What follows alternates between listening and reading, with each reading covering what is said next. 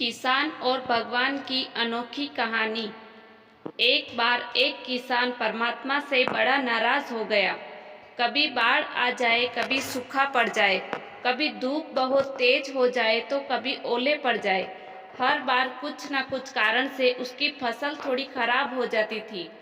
एक दिन बड़ा तंग आकर उसने परमात्मा से कहा, देखिए प्रभु, आप परमात्मा हैं, लेकिन लगता है आपको खेती बाड़ी की ज़्यादा जानकारी नहीं है।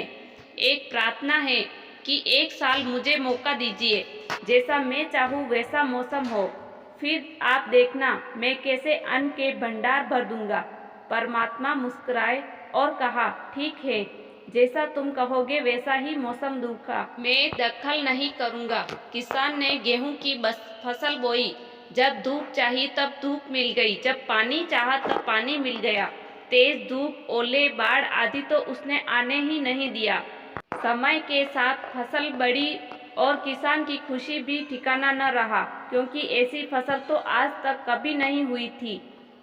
किसान ने मन ही मन सोचा, अब पता चलेगा परमात्मा को कि फसल कैसे उगाते हैं। बेकार ही इतने बरस हम किसानों को परेशान करते रहे।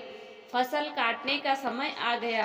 किसान बड़े गर्व से फसल काटने गया, लेकिन जैसे ही फसल काटने लगा, एकदम से छाती पर हाथ रखकर बैठ गया।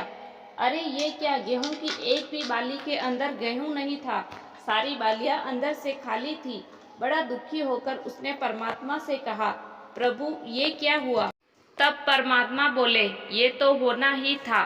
तुमने पौधों को संघर्ष का जरा भी मौका नहीं दिया, ना तेज धूप में उनको तपने दिया, ना आंधी ओलों से जूझने दिया, उनको किसी प्रकार की चुनौती का एहसास नहीं होने दिया।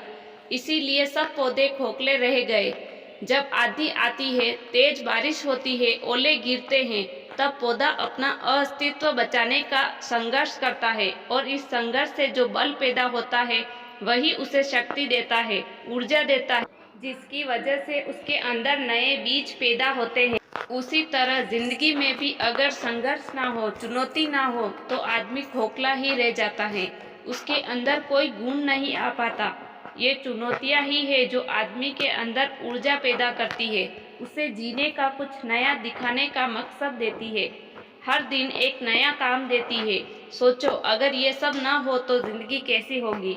इसीलिए चुनौतियों से डरो या भागो नहीं, बल्कि उनसे कुछ नया सीखने की कोशिश करो।